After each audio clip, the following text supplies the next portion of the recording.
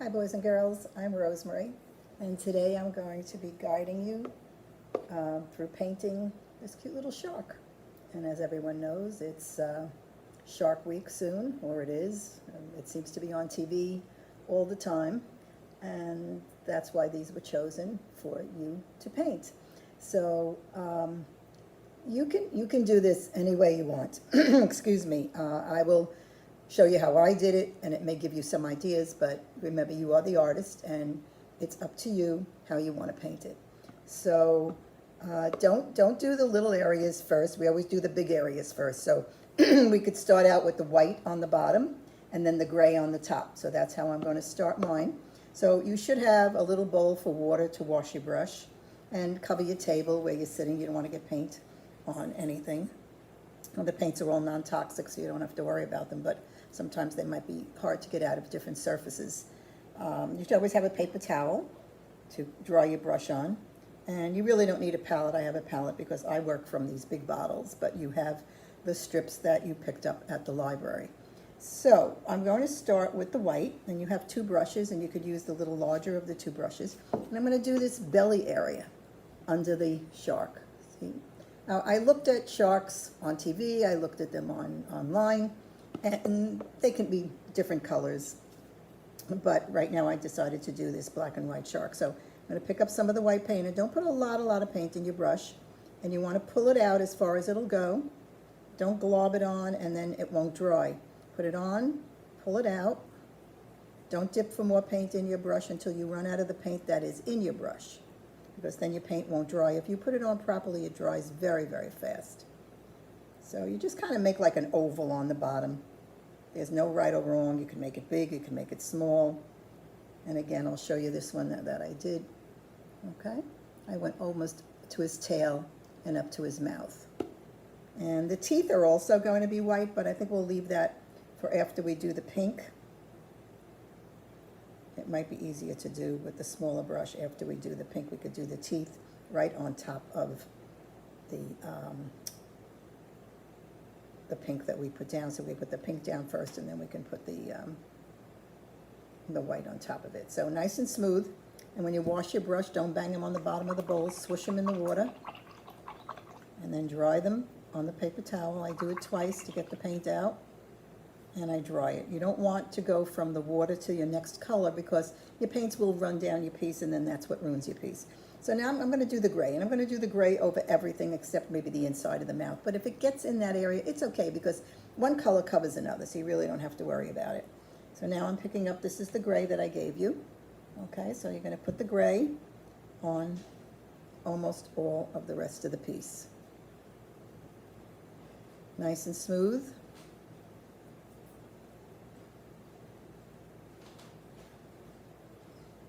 Okay, now if you have a hard time with the bigger brush edging up against the white, you can then switch to your smaller brush and edge with the smaller brush, because that has a nice point. So whatever you're comfortable working with. But remember, always clean your brushes in between, because you see how fast the paint dries? It also dries in the hairs of the brush. So if you put your brush down for a minute even, the brush will get hard. So in between colors, I always swoosh, I dry, okay, and then I go back to another color.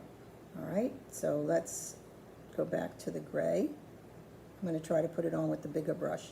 Now, the one good thing about you doing this at home is you don't have to be as fast as I am. If I'm going too fast, you can pause the video, and you can come back to it at any time. And you have the paints, so it's not like painting in the library where you don't go home with the paints. You have the paints right there in front of you, and you could stop if you're tired, and you could pick it up at another time. So now there's two different whites in the strip that I gave you. You have regular white, and then you have one that I wrote on that says pearl. Excuse me. The pearl is what's over the top of the colors.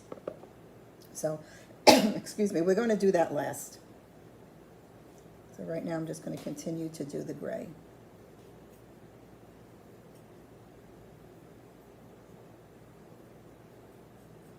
Okay, nice and smooth. You don't want to leave ridges in your paint, because once it dries, you can't get those lumps and bumps out of it. So just keep spreading it out.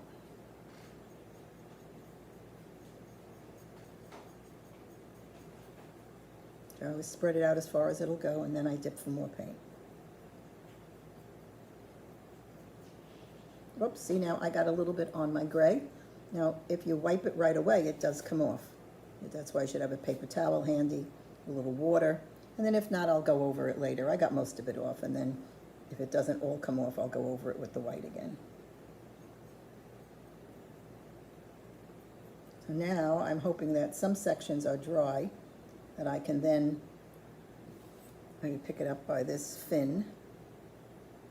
Is that what they're called, fins?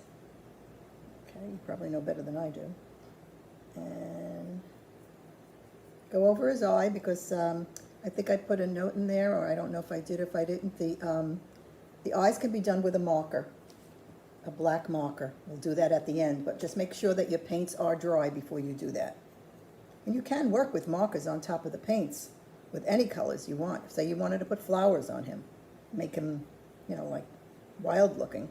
You can, and you could do it with markers. But you just have to make sure that your paint is very dry, because if the paint is not dry, the marker will pick up the wetness in the tip, and it's like a felt tip, so it's not going to work well. So while I'm holding it by this fin, I'm going to then do his tail.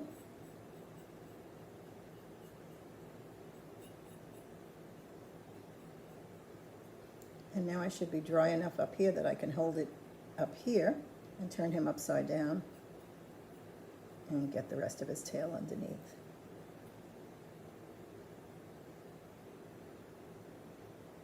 Like I said, the edging, if you can't do it with the bigger brush, do what you can with the big brush, put it down, and pick up the small brush to edge it nicely.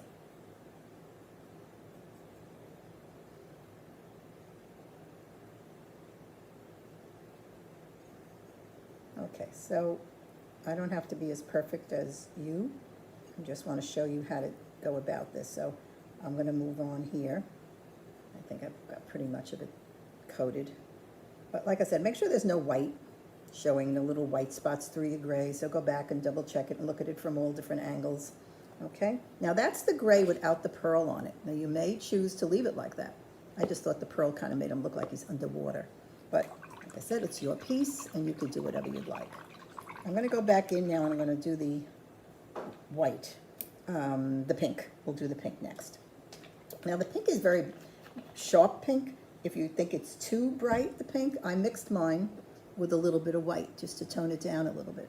So you can do it directly from the pod that you have, or you could just put a little white in your brush. I'm going to pick up a little white, pick up a little pink, blend them together, and paint that in the mouth area. Now that you should do with your smaller brush.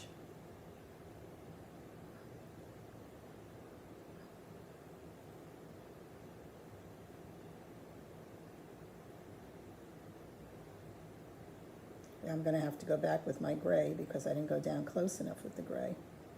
I'm going over the teeth.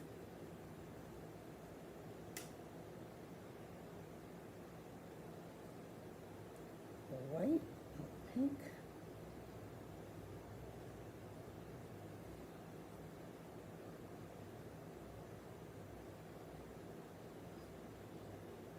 Because I like to get a little bit of the pink showing in between the teeth.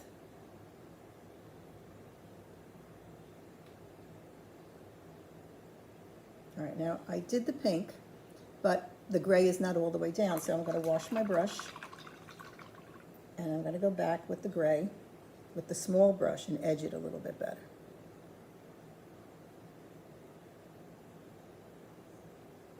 So you can go over, one color can go over another as long as it's dry. Just keep that in mind.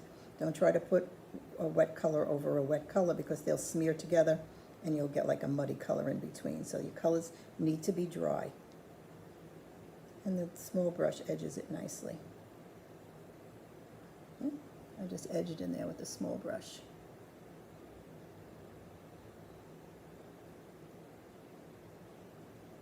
Now I'll go back and double check and see if there's any white spots that need to be touched up.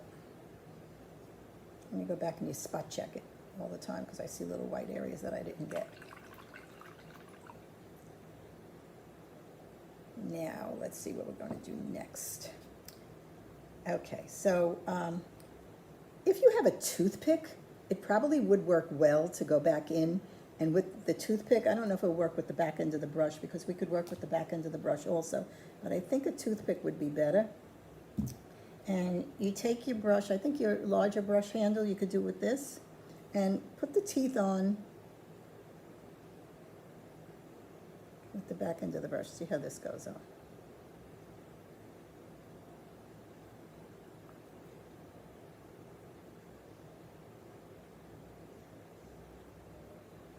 I think that'll work out pretty well. See, with the back end of the brush, I'm using the handle of the brush.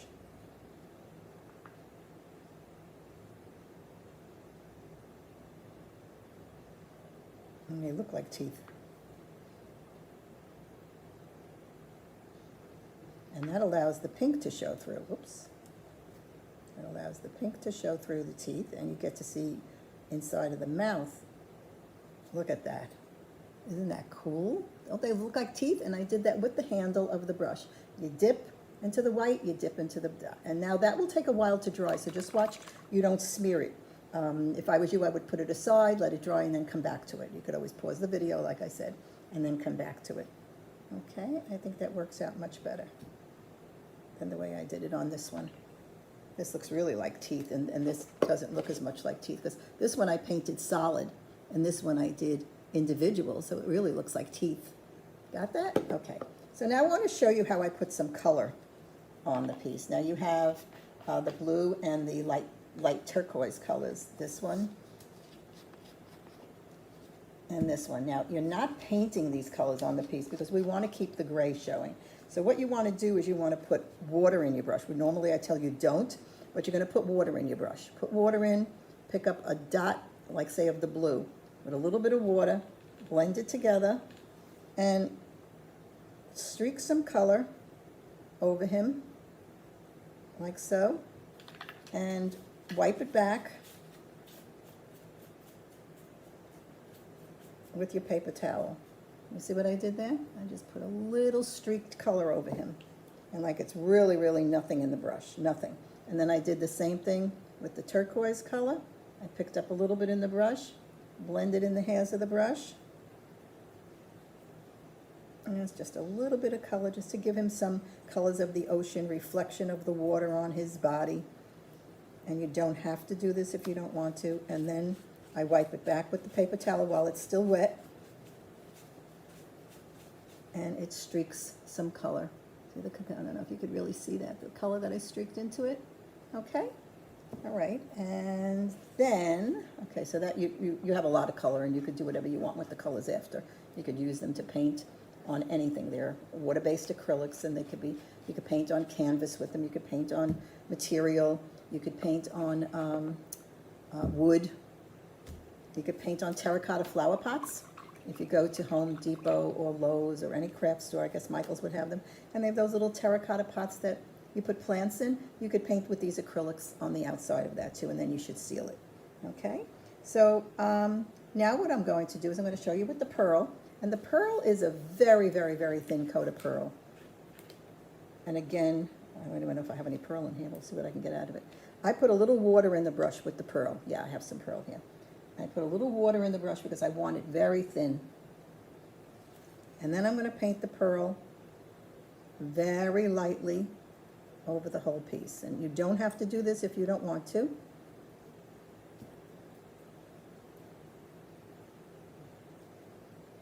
Now I'm going to leave the underneath part, the teeth and the mouth and the white without the pearl over it, and just do it on the top. Can you see the pearl? See the reflection of the pearl? But I watered it down. If you put it on too heavy, it really clouds, like this one is on heavier, and it does cloud up the gray a lot more. So if you put a little water in the brush, I think it works out better. Okay, okay. And so the only other thing we have to do on him is his eye, and then he's done. So you could take a marker. Now I have two different markers here. I have the ultra fine point, and I have the fine point. I'm going to try doing his eye with the fine point. Now, it might not be dry enough. Like I said, you really need to let this dry. Oh, yeah, I got this on here. Okay. Got one eye there, and one eye on the other side. Look how nice the marker does the eye. See the eyes with the marker? Okay, and there's your little shark. Okay, a nice white on the bottom. And my other one might look a little different because my hand is different. The first one I did, I might have been a little heavier with the color. The second one I did, I put a little more water in the brush. So when you're doing art and when you're painting, no two pieces will ever be exactly the same. So it's your piece. There's no right or wrong. Just have fun with this and create it however you decide you want it to look. And if you look on Pinterest and you look online, you will see sharks. They could be in purple. They could, it's just an artist's interpretation of how they want it to look. So you have colors, play with them. You have my email on that little strip of paper that I put in the kits. If you want to send me a picture of your piece when it's finished, I would love to see it. My passion in life has always been ceramics, and I hope I can pass that on to you, and I hope you enjoy this and you do more ceramics in the future. So thank you so much for taking this class, and I hope you'll do it again soon. Thank you.